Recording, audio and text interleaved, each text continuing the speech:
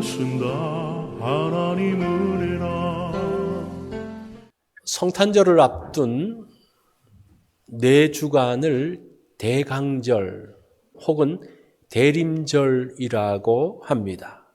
이 대강절, 대강림절의 문자적인 뜻은 그리스도의 오심을 기다리는 절기입니다. 본래는 이것이 주님의 초림, 예수님의 오심을 기념하는 절기로 지켰습니다. 그러나 12세기쯤에 대강절을 좀 더 넓은 의미로 해석하고 적용하면서 그리스도의 초림만 아니라 재림을 기다리는 절기로서의 의미까지 확대됩니다. 그래서 지금의 대강절은 그리스도의 초림을 기념하고 그리스도의 오심, 재림을 기억하는 절기가 되었습니다. 이 쇼핑센터에 가보면 이미 성탄절 준비가 다 끝났습니다. 그런데 교회들은 아직이죠. 당일에 가서만 성탄절을 기억합니다. 그러나 우리 교회는 늘 하듯이 12월에는 성탄절 설교를 하면서 준비를 합니다. 이번 성탄절은 3번에 걸쳐서 예수님의 오심을 맞이하는 3명의 사람, 3사람의 스토리를 말씀드리려고 합니다. 이들이 어떻게 성탄을 준비했는가를 보면서 우리도 성탄을 준비하면 좋겠습니다. 마리아, 그 다음에 목자들, 그리고 동방박사. 이 3사람이 어떻게 첫 번째 성탄을 준비했는지를 보면서 우리도 그들이 가졌던 기대, 또 그들에게 임했던 은혜를 함께 누리는 시간이 되기를 바랍니다. 그 첫 번째 스토리가 마리아가 맞이한 성탄입니다. 마리아가 맞이한 성탄은 두려움이었습니다. 천사 가브리엘이 갈릴리 나사렛에 사는 마리아에게 와서 이야기합니다. 은혜 받은 자여 평안할지어다 주께서 너와 함께 하시도다 하니 처녀가 그 말을 듣고 놀라 이렇게 이야기해요. 자, 천사가 와서 마리아를 만나서 이야기했는데 그 말을 듣고 마리아가 놀랐다라고 이야기합니다. 처녀인 마리아가 아이를 잉태한다는 것은 정말 감당하기 어려운 일입니다. 천사는 마리아에게 은혜 받은 자라고 이야기합니다. 그렇죠. 분명히 하나님의 은혜, 하나님의 아들을 잉태한다는 것은 분명히 큰 은혜입니다. 그런데 하나님의 은혜가 사람들에게 임할 때에는 그 은혜를 사람들이 감당하기 어려워질 때가 있어요. 우리가 하나님의 은혜를 받으면 좋다라고 생각을 하는데 물론 좋죠. 그렇지만 그 은혜를 받았을 때에 그것들을 우리가 얼만큼 감당해야 될 것인가, 때로는 그 은혜 때문에 두려워하기도 하고 그 은혜 때문에 힘들어하기도 하는 것이 성경에 나타난 스토리인 것을 볼 수가 있습니다. 자, 여기서 보면 주께서 너와 함께 하시도다라고 이야기해요. 그런데 요거와 거의 비슷한 구절이 사사기 6장 12절에 나옵니다. 그 당시 기드온 시대에 이스라엘 백성들은 미디안 족속에 의해서 참으로 크게 고통을 당했습니다. 씨를 뿌려서 이 이삭이 조금 나오기 시작하면 미디안의 그 양떼들이 와서 다 먹어버리는 정말 힘든 시절을 겪고 있었습니다. 그로 인해서 이스라엘 백성들은 힘들게 있으면서 기드온은 어떻게 합니까? 그 조금 수확한 것을 이제 포도주 틀에서 큰 마당에서도 할 수 없고 포도주 틀에서 숨어서 하는 그 기드온에게 와서 뭐라고 말합니까? 큰 용사여, 여호와께서 너와 함께 하신다. 그러니까 이 기드온이 반발을 해요. 아니 지금 형편을 한번 보십시오. 얼마나 어렵습니까? 지금 이스라엘이 얼마나 미디안 때문에 고통당합니까? 그런데 어떻게 하나님이 함께 하신다고 말합니까? 그때 천사가 말하죠. 너는 가서 너의 힘으로 이스라엘을 미디안 손에서 구원하라. 내가 너를 보낸 것이 아니냐. 자, 보세요. 하나님의 은혜가, 하나님께서 너와 함께 하시고 하나님의 은혜가 너에게 임하는데 너는 미디안에게 가서 이스라엘 백성들을 그 미디안 손에서 구원하라고 이야기합니다. 그 사명이 하나님께서 함께 하시는 거 좋죠. 함께 하시는 자에게 주시는 그 사명이 있는 것을 볼 수가 있습니다. 주님께서 너와 함께 하신다는 것은 단순한 위로의 말씀이 아닙니다. 하나님의 사명을 받은 자들에게 주시는 말씀입니다. 하나님의 은혜는 절망 가운데 빠진 사람에게도 주시기도 하지만 더 나아가서 하나님의 일을 하는 사람들에게 주시는 은혜라는 겁니다. 자, 여기서 한번 이런 질문을 좀 해보겠습니다. 왜 마리아인가? 하나님은 왜 마리아를 택하셨을까? 우리가 너무나 당연하게 마리아가 예수님의 어머니라는 사실을 한 번도 고민해 보지 않으셨다면 오늘 한번 그 고민을 해보면 좋겠어요. 왜 마리아입니까? 왜 하나님께서 마리아를 택하셨습니까? 그 당시 많은 여자들이 있었습니다. 세계의 중심인 로마에 얼마나 많은 처녀들이 있었습니까? 뿐만 아니라 예루살렘에는 얼마나 귀한 가문의 정결한 처녀들이 많았습니까? 그런데 하나님이 택한 사람은 갈릴리 나사렛에 있는 이름도 알 수 없는 그 마리아, 왜 마리아라는 겁니까? 성경을 보면요, 마리아의 집안이나 그 부모에 대한 언급이 없어요. 별로 가문이 중요하지 않다는 것을 좀 추측해 보는데, 마리아가 있었던 나사렛이라는 동네는 작은 동네입니다. 뿐만 아니라 일반적으로 나사렛 그러면 선한 곳이 나올 곳이 없는 동네로 생각을 했습니다. 뿐만 아니라 이 나사렛이라는 이 지명은 구약에는 안 나와요. 신약에 와서 비로소 등장하는데 그 말은 최근에 조성되었든지 아니면 별로 이스라엘 역사 가운데서 별로 중요하지 않은 지명이었다라는 겁니다. 자, 그 나사렛에 사는 왜 마리아일까? 이 마리아라는 이름은 지금은 굉장히 좋은 이름이죠. 그래서 많은 사람들이 마리아라는 이름을 사용합니다. 뿐만 아니라 그 마리아에서 파생되어지는 여러 이름들이 있습니다. 그런데 이 마리아의 원래 뜻은 비통, 고난, 슬픔이라는 뜻입니다. 마리아는 요셉과 정혼을 했죠. 요셉이 다윗의 후손인 유다지파라고 하지만 그때 유다지파 남자들이 얼마나 많았습니까? 그리고 그 요셉, 그 남편, 앞으로 남편이 되려고 하는 그 사람은 누굽니까? 목수의 일을 하고 있는 사람이었죠. 자, 그러한 것을 보았을 때에 이제 우리가 알 수 있는 그 마리아는 긍정적인 면보다는, 우리가 봤을 때는 긍정적인 면보다는 부정적인 면이 훨씬 더 많은, 그래서 마리아 스스로도 이렇게 고백해요. 비천한 자입니다. 이렇게. 비천한 자에게 주신 은혜. 누가복음 1장 48절에 나오죠. 자, 이런 여러 가지 정황들을 봤을 때에 마리아가 예수님의 어머니가 된다는 것은 쉽게 납득하기가 어렵습니다. 이런 마리아에게 천사가 가서 하는 말이 뭡니까? 은혜 받은 자여 평안할지어다라고 말합니다. 마리아에게 무슨 은혜가 있습니까? 그 비천하고 보잘것없는 그 사람에게 어떤 은혜가 있다는 겁니까? 비행기를 타고 하늘 높이 올라가면 느껴지는 게 하나 있어요. 다 똑같다는 겁니다. 사람은 말할 것도 없고 건물도 다 똑같다는 거예요. 우리가 이 땅에서 보면요, 1층 건물, 10층 건물, 100층 건물이 다 차이가 있는데 하늘에서 보면 어때요? 다 똑같다는 거예요. 이게 우리의 관점과 하나님의 관점의 차이라는 겁니다. 우리가 옆에서 보면 보잘것없어 보이는데 하나님께서 보시면 자기의 차이가 없다는 겁니다. 보잘것없지만 그곳에 하나님의 은혜가 임하면 빛이 나기 시작합니다. 하나님의 영광이 그곳에 임했기 때문입니다.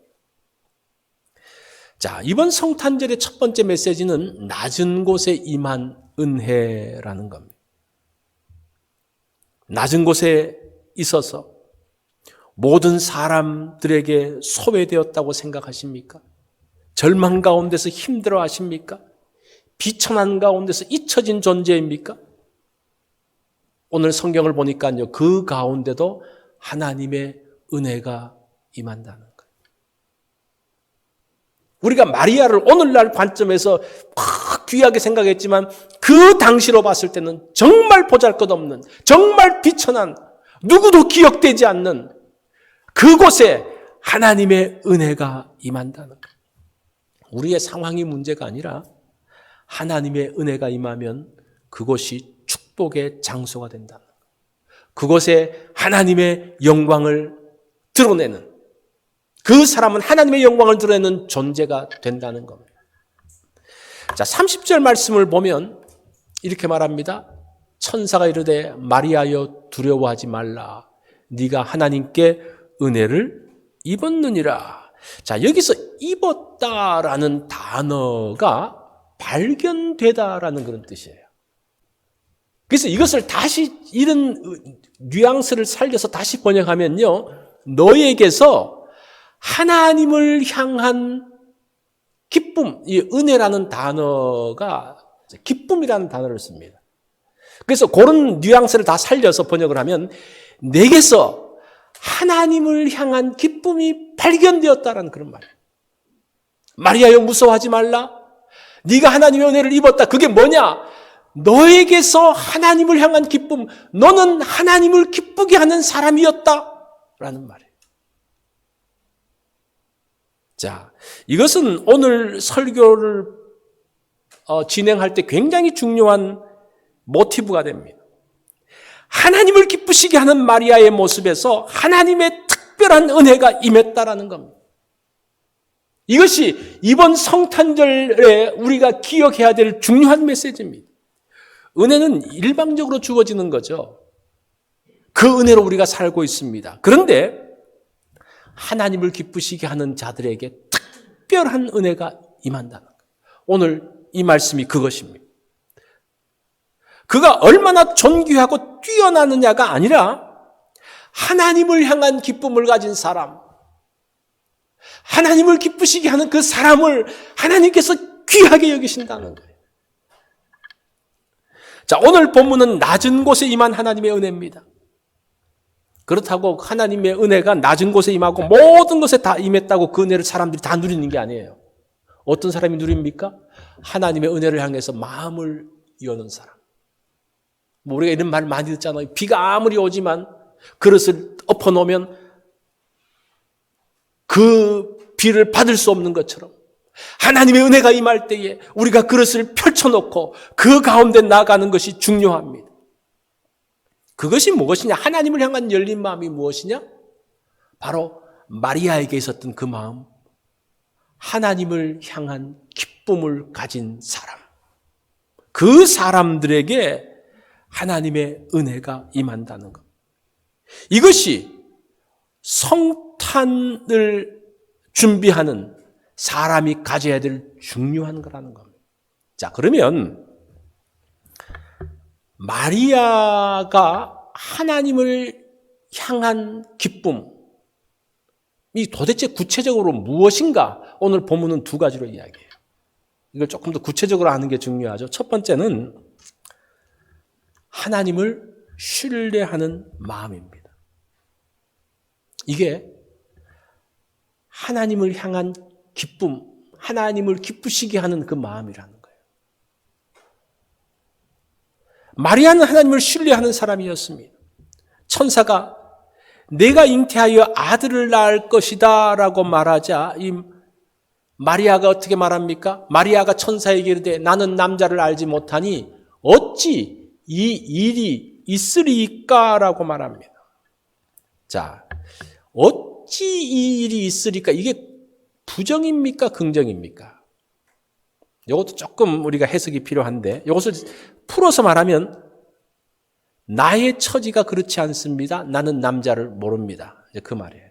나는 남자를 알지 못한다라는 말이 조금 더 풀어서 말하면 나의 처지는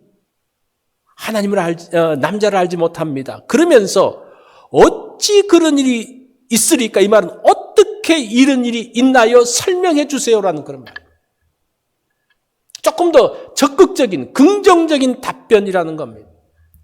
마리아가 이런 일이 있을 때 왜 그런 일이 있나요?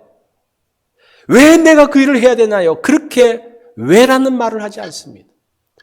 어떻게 이런 일이 있을 수 있습니까? 어떻게를 묻습니다. 이게 믿음을 가진 사람의 모습입니다. 자, 왜라는 질문과 어떻게라는 질문이 차이가 있습니다. 하나님이 하시는 일에 대해서 왜라는 질문은 내가 이해되지 않는다는 반응이죠. 내가 이해할 수 있도록 설명해 달라는 겁니다. 설명을 해도 이해가 됩니까? 이해가 안 돼요. 하나님이 하시는 일은 이해가 되지 않습니다. 하나님의 아들이 인간의 몸을 입고 이 땅에 오셨다? 이게 이해가 됩니까? 이해가 안 되죠. 이성적으로, 지식적으로 이해가 안 되죠. 예수가 하나님이시고 인간이다? 이해가 안 되죠. 왜 그렇습니까? 아무리 말해도 이해가 안 되죠. 하나님의 그 크신 논리를 사람들이 다 이해할 수 없는 거예요. 만약에 우리가 하나님께서 하시는 그 모든 것들을 다 사람들이 이해할 수 있다면 이미 하나님이 아니죠. 이미 하나님이 내 손 안에 들어와 있는 거죠. 하나님의 일에는 이해되지 않는 부분들이 많습니다. 하나님은 크신 분이기 때문입니다. 그래서 믿음이 필요합니다. 그때 내가 이해는 되지 않지만 하나님은 선하신 분이기 때문에 하나님의 말씀을 믿습니다. 어떻게 해야 하나요? 이게 믿음의 반응이라는 겁니다. 그 고성진 목사님이 쓴 카이로스 하나님의 시공간이라는 그 책에 이것을 조금 자세하게 좀 설명을 하고 있어요. 제가 조금 말씀을 드리겠습니다. 사람은 원래 영혼, 육 이게 하나로 되어 있죠. 따로 구별될 수가 없습니다. 그런데 이해를 위해서 우리가 좀 이해하기 위해서는 영과 혼과 육을 구분해서 설명을 하면 좀 쉽게 이해가 됩니다. 혼은 이성의 영역입니다. 이해하는 영역입니다. 영은 믿음의 영역이라는 겁니다. 대부분의 사람들은 이 혼을 가지고 생활을 합니다. 그래서 이해를 해야 돼요. 이해를 해야지 수긍을 하고 행동으로 옮깁니다. 어떤 부분은 이해가 되지 않습니다. 그러면 답답해하죠. 그것 때문에 힘들어합니다. 그러면서 왜라는 질문을 합니다. 왜라는 질문이 많았던 시기가 2차 세계대전 때입니다. 홀로코스트에 있었던 그 유대인들이 죽어가면서 하나님 왜 이런 불의를 보시면서 하나님 가만히 계십니까? 지금도 그런 질문을 하지 않습니까? 하나님 그때 왜 그러셨나요? 그거는 뭐 그 사람들뿐만 아니라 나의 삶들 가운데서도 이해되지 않는 일들이 있을 때마다 질문하는 게 뭡니까? 하나님 왜 그래요? 내가 좀 이해하게 해주세요. 왜 그래요? 이것은 우리의 혼의 영역이라는, 우리의 일상의 그냥 영역이라는 겁니다. 이해되지 않는 일에 있어서 우리가 영적인 접근이 필요하다는 겁니다. 이해되지 않지만 하나님은 선하신 분이기 때문에 우리가 믿고 나갑니다. 이게 믿음이에요. 그래서 왜가 아니라 믿음으로 어떻게 해야 할까요? 라는 말을 해야 합니다. 믿음의 영역에는 이 어떻게라는, 하나님 믿습니다. 어떻게 해야 될까요? 마리아는 처녀의 몸으로 아이를 가지는 것이 얼마나 위험한 줄 알고 있었습니다. 왜 나에게 그런 일이 있나요? 왜 내가 해야 되나요? 그런 질문을 하지 않고 이해되지 않지만 하나님은 선하신 분이기 때문에 이것에 대한 여러 가지 위험들을 알고 있지만 선하신 하나님이 말씀하시기에 제가 받아들입니다. 어떻게 해야 하나요? 이게 믿음의 반응이라는 겁니다. 이것이 하나님을 신뢰하는 사람들의 모습이라는 거예요. 천사가 설명합니다. 35절에서 설명을 해요. 어떻게 해야 될 것인가 할 때 성령이 내게 임하시고 지극히 높으신 이의 능력이 너를 덮으시리니 이름으로 나실 바 거룩한 이는 하나님의 아들이라 일컬어지리라. 이게 이해가 됩니까? 이해가 안 되죠. 이게 지금 동정녀 탄생에 대한 이야기인데 오늘날 신학자들도 이것에 대해서 잘 명확하게 뭘 설명은 하는데 사람들이 그 과학적으로 이성적으로 잘 받아들이지 못합니다. 그것을 지금 2000년 지난 그 연구해도 이해되지 않는 부분들은 마리아가 처음 들었을 때 그게 이해가 되겠습니까? 이해되지 않는 거예요. 그래서 믿음이 필요하다는 것. 믿음은 믿습니다. 이게 아니에요. 자기 체면으로 그래 믿어야지. 이게 믿음이 아니고 믿음이라는 것은 하나님에 대한 신뢰예요. 하나님은 믿을 수 있다. 하나님께서 말씀하시기에 내가 믿는다. 이게 믿음이에요. 어떤 분들은 이 믿음을 아무 때나 그냥 사용하더라고요. 이거 뭐 약을 먹을 때 믿음으로 먹어. 아무 약이나 먹으면 믿음으로 먹어. 누구를 믿는 거예요? 뭐 희한한 거죠. 어떤 경우는 뭐 이제 밥 먹을 때도 믿음으로 그냥 먹어. 괜찮아. 소화 불량도 믿음으로 먹어. 이 믿음이 너무나 이상하게 쓰여지고 있는데 믿음이라는 것은 하나님에 대한 신뢰입니다. 자기 체면이 아닙니다. 이것이 영으로 반응하다는 거예요. 그것을 하나님이 기뻐하셨다는 거예요. 그런 사람을 통해서 하나님의 일들을 하신다는 겁니다. 그 사람들에게 하나님의 특별한 은혜가 임한다는 겁니다. 성탄절에 주님이 오심을 준비하는 사람들에게 필요한 것이 믿음입니다. 믿음이 뭐라 그랬어요? 하나님에 대한 신뢰라 그랬죠. 코로나를 보면서 우리가 똑같은 질문을 할 수 있어요. 왜라는 질문을 할 수도 있고 어떻게라는 질문을 할 수도 있습니다. 왜 코로나를 주셨습니까? 왜 코로나 때문에 우리가 어렵습니까? 이것 때문에 왜 사람들이 죽어가고 왜 힘들고 왜 어렵습니까? 그런 질문들을 하는 사람이 있는가 하면 이런 상황 가운데서 하나님 어떻게 해야 되나요? 이런 상황 가운데서 어떻게 하면 하나님을 기쁘시게 할 수 있나요? 그 벌써 믿음에 대한 반응들이 나오잖아요. 이 마리아의 그 작은 말 가운데서 그 언어라는 것은 마음에 있는 것이 나오는 건데 그 마음이 그대로 드러나고 있는 것을 볼 수가 있습니다. 이런 모습이 하나님을 기쁘시게 했다라고 말합니다. 하나님의 은혜는 이미 우리들 가운데 임해 있어요. 비천한 가운데 이 마리아를 살펴봤을 때 정말 비천하고 보잘것없는 것 같지만 하나님의 은혜, 하나님을 향한 열려진 마음, 그 은혜를 수용하는 마음이 되어졌을 때에 그 가운데서 놀라운 역사가 나타나는 것을 보게 됩니다. 자, 그게 첫 번째고 두 번째는 하나님께 순종하는 마음입니다. 이것이 하나님을 기쁘시게 하는 거예요. 천사가 하는 말을 마리아가 전부 이해하지 못했을 것입니다. 그렇죠. 동정녀 탄생, 예수님의 오심, 성육신 이해가 안 되죠. 그런데 믿음으로 반응하면서 나갑니다. 믿음은 순종으로 안내합니다. 우리가 이 순종에 대해서도 좀 오해가 있는데 어떻게 순종하는 건가? 순종은 믿음에 대한 반응의 모습입니다. 38절을 보십시오. 마리아가 이르되 주의 여종이오니 말씀대로 내게 이루어지이다. 자, 말씀대로 이루어질 것을 믿는다고 고백합니다. 그것이 순종이에요. 믿으면 그것을 따라서 나가는 겁니다. 이 순종은 겸손의 진정한 모습입니다. 하나님은 교만한 자를 물리치시고 겸손한 자와 함께 하신다 그랬죠. 그래서 우리가 겸손해야 돼요. 자, 그럼 겸손이 뭐냐? 사람들이 나름대로 정의합니다.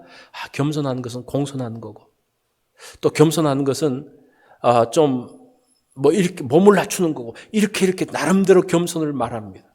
그런데 공손하면서 몸을 낮추면서도 끝까지 자기 생각을 굽히지 않고 끝까지 자기 주장하는 사람이죠. 아무리 말씀해도 공손하게 하면서도 그냥 끝까지 자기 생각으로 밀고 나가는 사람이 있어요. 그건 겸손한 게 아니에요. 겸손은 순종하는 겁니다. 순종하는 것.